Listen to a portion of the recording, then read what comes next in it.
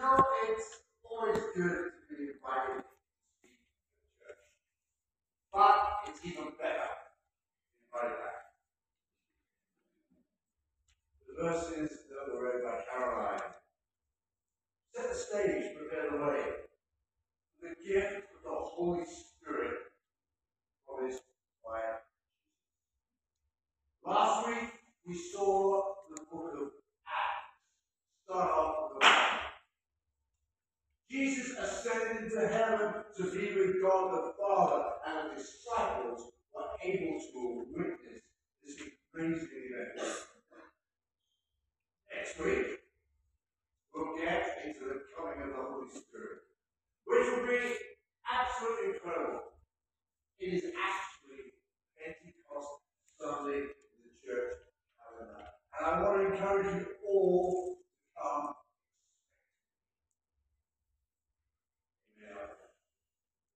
Okay, so now we have this moment of time between Jesus leaving the earth and the Holy Spirit coming in a fresh way.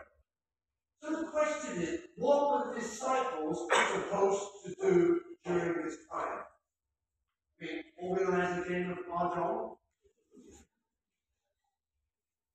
The answer is, they were to prepare for what was to come. And today's sermon is all about that. Preparation.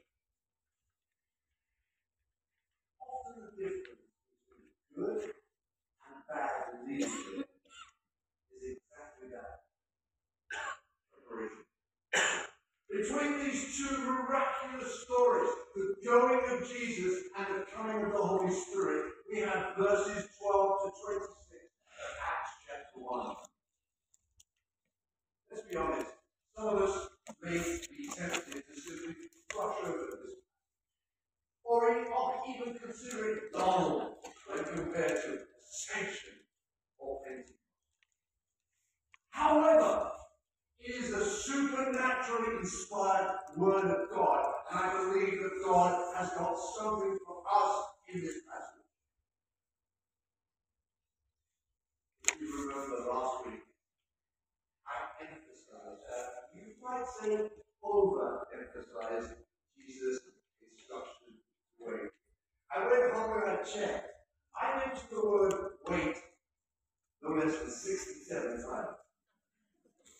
As I said, next week we'll be looking at the outpouring of the Holy Spirit on the day of Pentecost in Acts 2 and the birth of the church. And I will be encouraging you to receive. But to prepare us for today's sermon, I want to take a sneak peek at Acts chapter 2, verse 1. Next week's verse, as it were.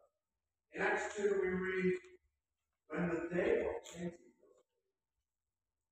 they were all together in one place. We need to go to the Greek word for in one place, homophumedon. It's translated in some other versions as with one accord. You see, they were in the same place spiritually as well as physically. It means being unanimous, having mutual consent, being in agreement, having group unity, having one mind and one purpose. Now, unity is not uniformity. We don't have to look like each other. We don't have to think like each other. And we don't have to act like each other. But we can be of one heart, one mind, and one purpose. Today's sermon is like the filling of a sandwich. We'll see the root to homophumedon, unity, is through re-establishing the integrity of the body of the disciples. Let's look at the bread at the top of the sandwich. The Gospel according to Luke closes and looks at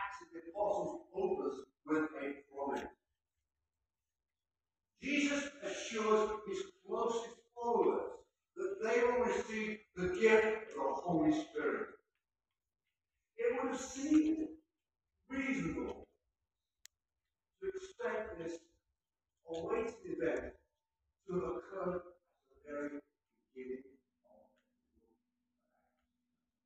Instead, Luke's two-part narrative implies that before this clear promise can be fulfilled, certain steps have to be taken first. For the Church of Christ to be born at Pentecost, that's next week's subject, the bread at the base of our standard, so to speak, there would need to be preparation. The disciples needed to prepare, and that is the filling for our standard.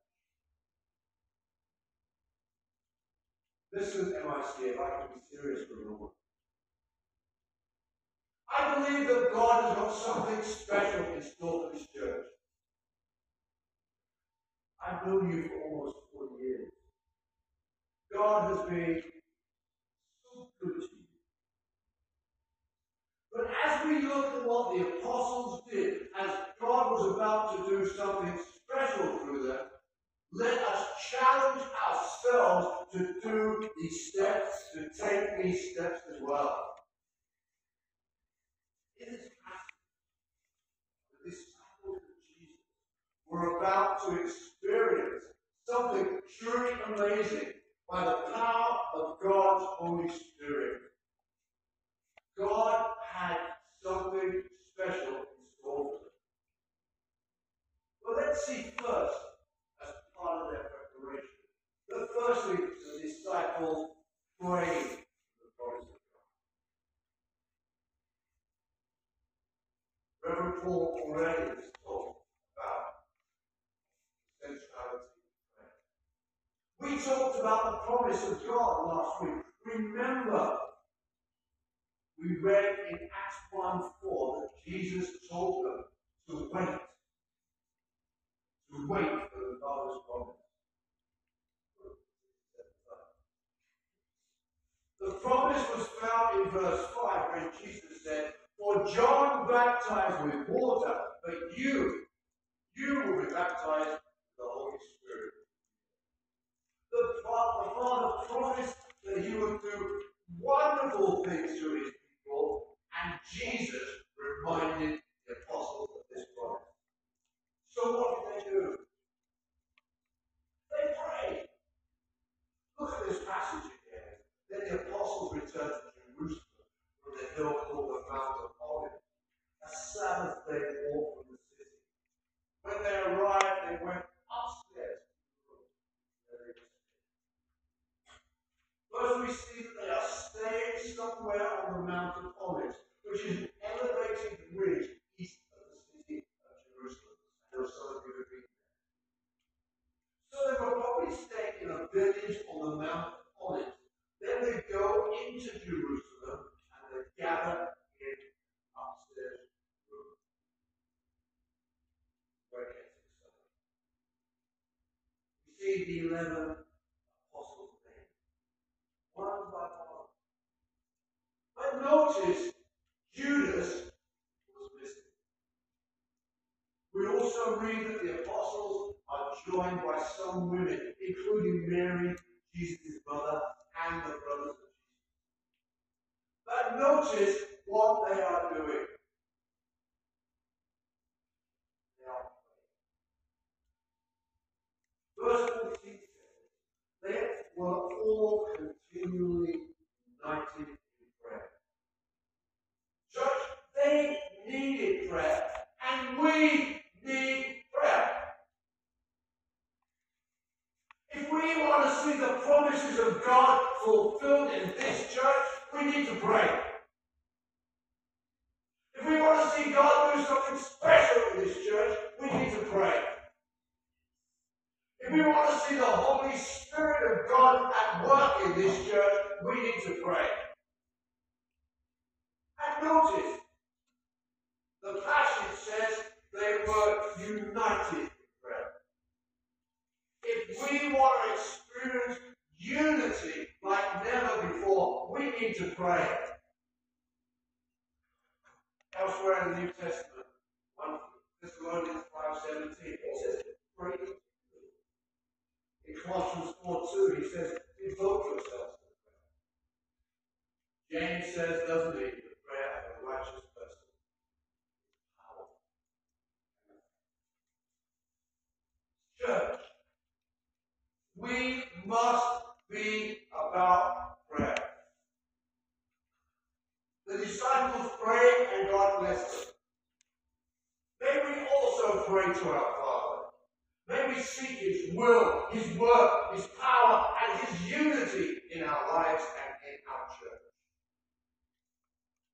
The disciples prayed for the promise of God. And we pray for the promises of God. Not only did they pray, they prepare. How did the disciples prepare for what's coming? Let's see. Well, first of all, they prepare by praying. Prayer is always the most important, most foundational step we should take. Prayer should not be our last-ditch, desperate attempt at something. Prayer should be where we start.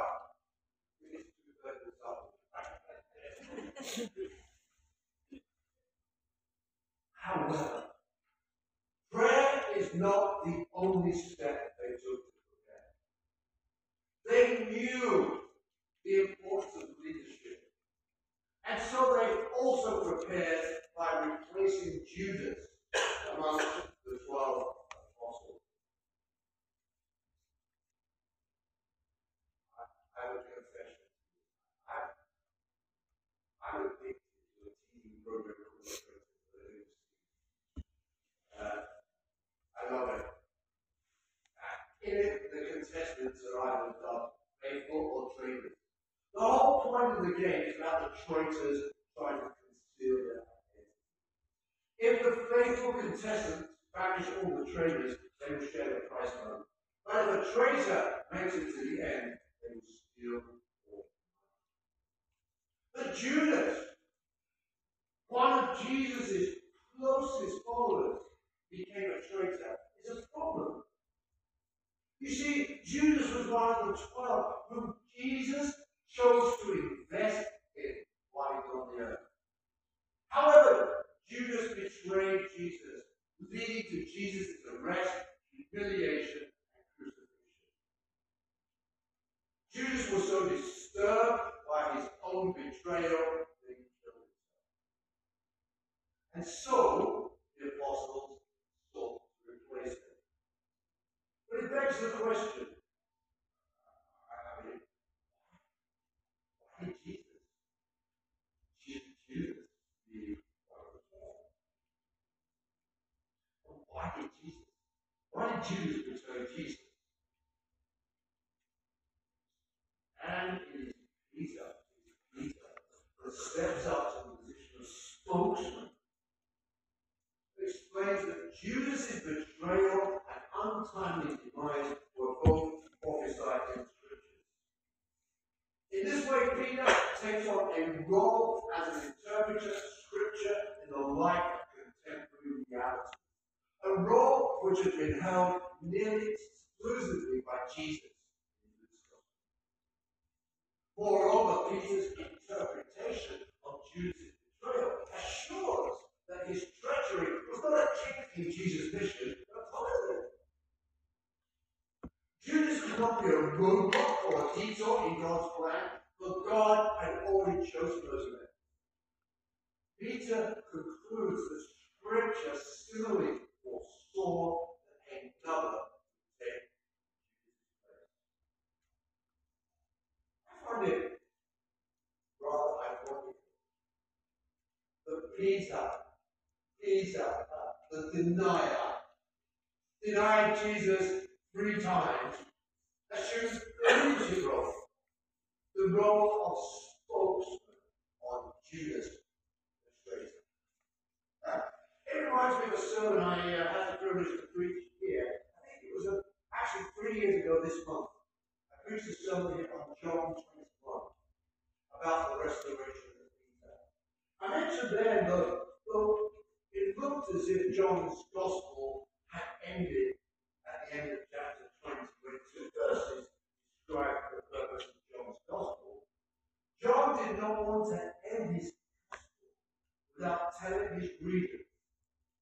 Peter was restored to his apostleship. Without John 21, we would wonder why Peter was such a key figure in the book of Acts. For example, his sermon we look at next week at Pentecost. And by definition, his centered here on Judas would make little sense if he was still cast in the role of disciple of the night. We might wonder why. Well, that's a big discussion. But the apostles believe, and the Bible teaches elsewhere, that there is significance in the number 12. So they believed they needed 12 apostles. You see, there were 12 tribes of Israel. There were 12 apostles.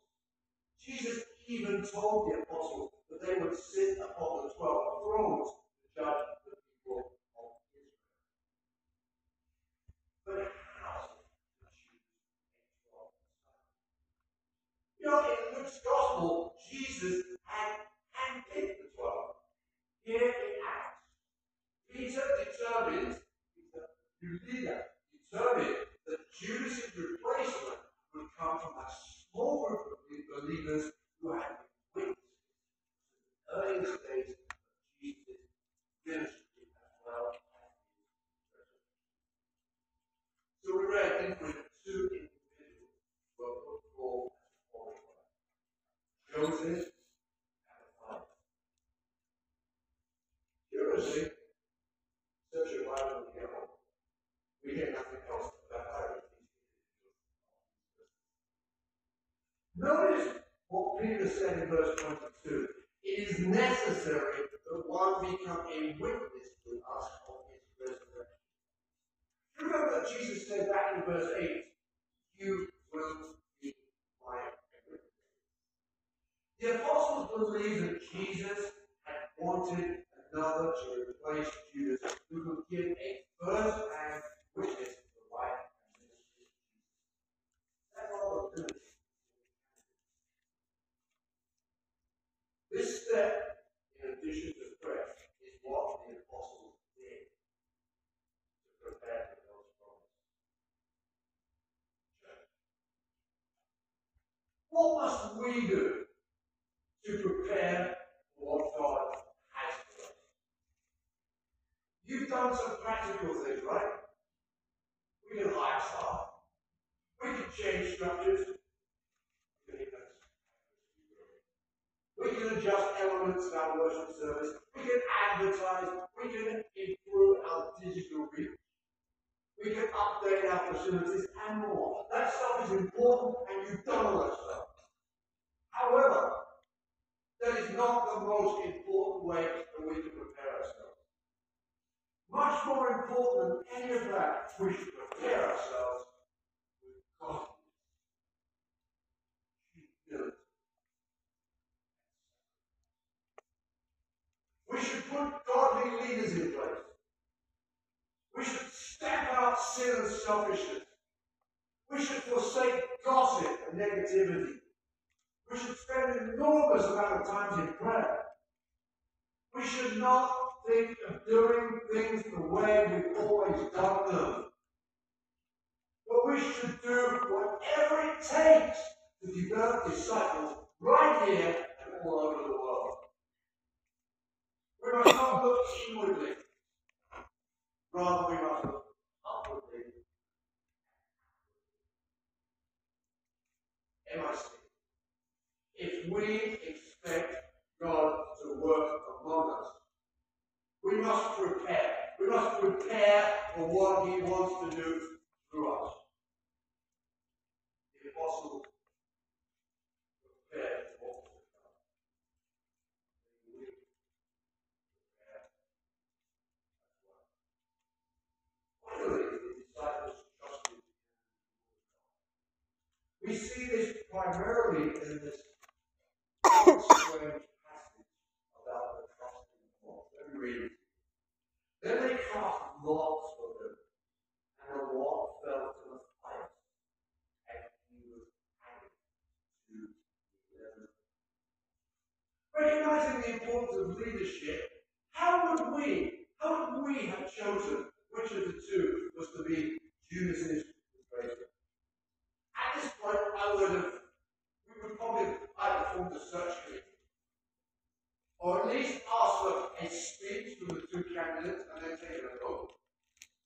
We've just had seen the Roman Catholic Church appoint Pope Leo to its process of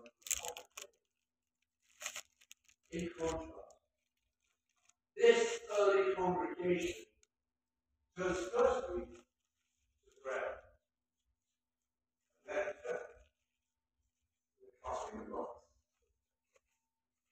To us, casting lots, the ancient version of picking a name out of the hat would have left this important decision to chance or fate.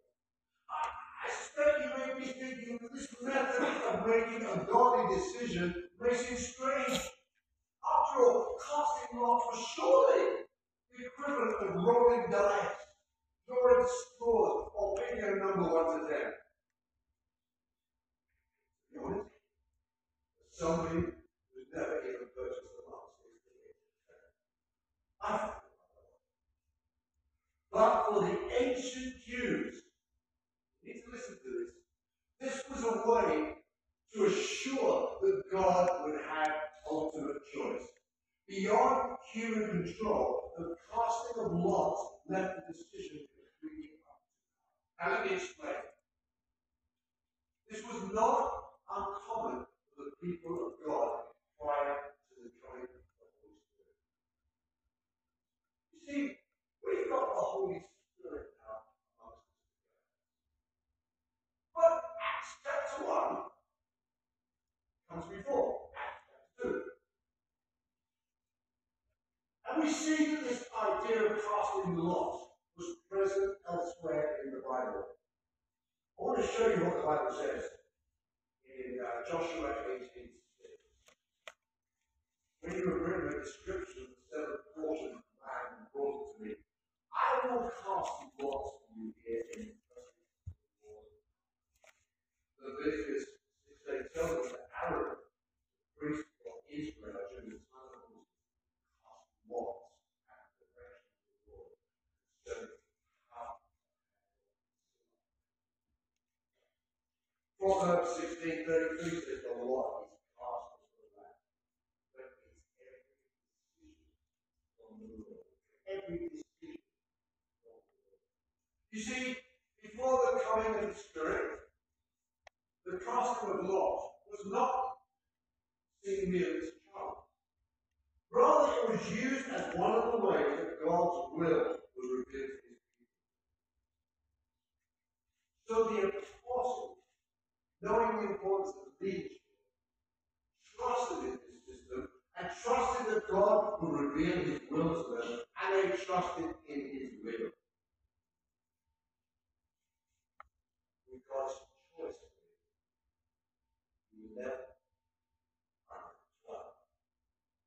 The growing body of believers is now ready to receive God's precious promise.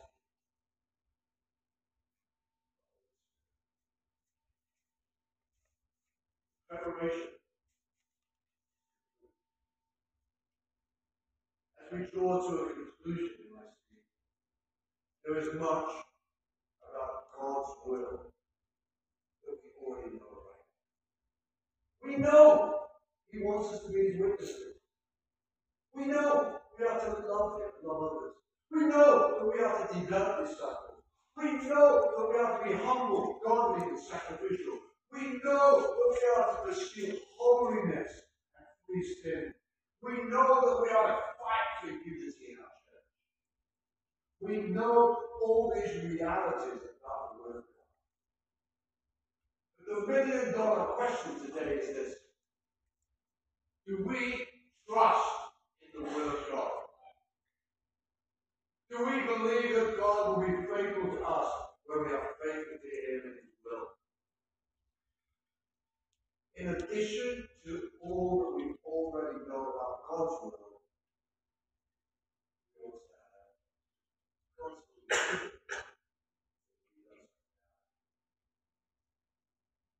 We no longer have to cast lots. I say amen to that. Amen. We no longer have to cast lots. Rather, we must cast our prayers on him. We must cast our cares on him. We must cast our gaze towards him.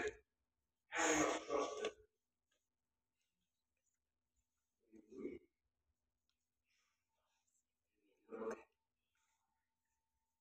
Let this bottom line summarize all that God is teaching us in this passage. The bottom line is this. People of God must be ready for the work of God. Let's say it again. The people of God must be ready for the work of God. The apostles did what they could to prepare themselves for the promise of God to be fulfilled among them. I can't wait for us as a church to dive into all that God would do in the book of Acts. It's going to be an exciting series. Yes. God did wonders among them. Are we ready for the work of God amongst us? Are we ready for the promises of God to fulfill for us? God has great things.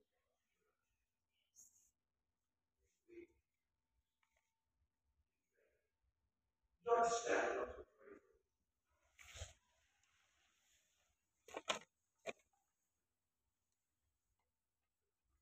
Maybe just symbolically, you're having to do this considering you're raised. It's actually saying, God, I'm ready. I'm ready. Lord, we come to you as a church, as MIC. We come to you as the church in Hong Kong. We come expect to say, Lord, would you move among us? Would you move among this church so that, Lord, we would be of one accord. We would be united. Not only in the same building, but at the same time. Would you join our hearts together with all the other churches? We pray firstly for the Methodist movement and for this prayer that you would join the Methodist church. And we pray for every church in this city, all 1,500 of these bodies, that they would indeed be one church.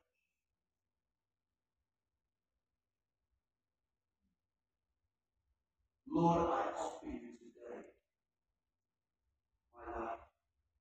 I offer you my soul, my body. Would you use me to be part of what you are doing?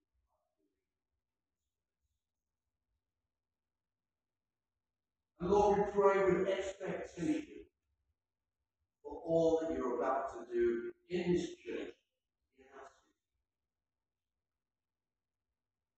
We pray that revival would come to Hong Kong and to China and to the ends of the earth. But Lord, just as it began 2,000 years ago in an upper room in Jerusalem, may it begin in this upper room here, 2733 Holy Spirit, have your way. Use us to your service. Use us to your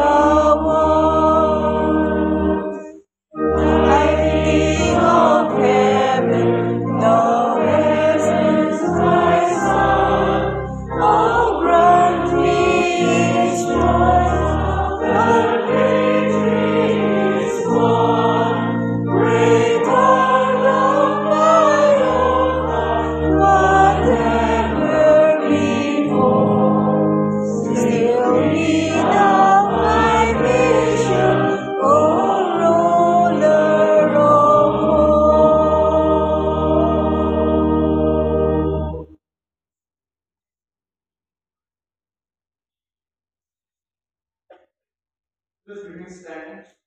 Prepare our hearts for the Lord communion. The Lord be with you. And also with you. Lift up your hearts. Lift up the Lord. Let us give thanks to the Lord our God. It's hard to give our thanks and praise. Now let's turn around and greet each other. Peace. Peace be with you.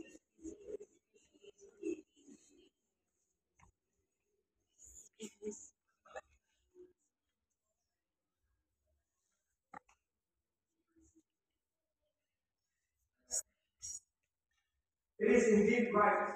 It is our duty and our joy. Praise the Lord, Father, always and everywhere to give you.